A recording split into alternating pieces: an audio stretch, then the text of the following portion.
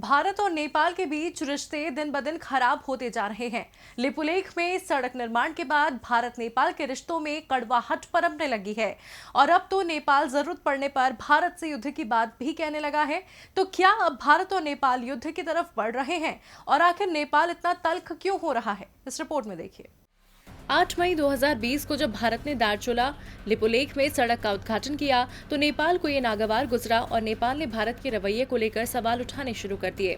इतना ही नहीं, बाकायदा राजनीतिक नक्शा जारी कर नेपाल ने भारत के 3 इलाकों को भी अपना बता दिया था। नेपाल के विरोध को लेकर जब भारतीय सेना प्रमुख एम नरवणे ने चीन का नाम लिए बिना नेपाल पर किसी और के इशारे पर काम करने की बात कही तो नेपाल के सियासी गलियारों में हलचल तेज हो गयी। नेपाल के उप प्रधानमंत्री और रक्षा मंत्री ईश्वर पोखरेल ने भारतीय सेना प्रमुख के बयान को गोरखाओं की भावनाओं को आहत करने वाला बताया है। भारतीय सेना प्रमुख के बयान से नेपाली गोरखाओं की भावनाएं आहत हुई हैं, जो लंबे समय से भारत के लिए बलिदान करते आए हैं। जनरल नरवणे का कूटनीतिक विवाद में चीन की तरफ इशारा करना निंदनीय है। अगर जरूरत पड़ती है तो नेपाली सेना लड़ाई भी करेगी। उनके लिए गोरखा बल के सामने सिर ऊंचा कर खड़ा करना भी अब मुश्किल होगा। तो क्या नेपाल के रक्षा मंत्री युद्ध करना चाहते हैं और आखिर भारत नेपाल के विवाद में गोरखा समुदाय को घसीटने की जरूरत नेपाल के रक्षा मंत्री को क्यों महसूस हुई? हालांकि ईश्वर पोखरेल इसके साथ ही कालापानी मुद्दे का समाधान राजनयिक वार्ता के जरिए करने की बात कहते भी नजर आए, लेकिन युद्ध के सुर छेड़ने के बाद क्या राजनीतिक वार्ता संभव हो सकेगी?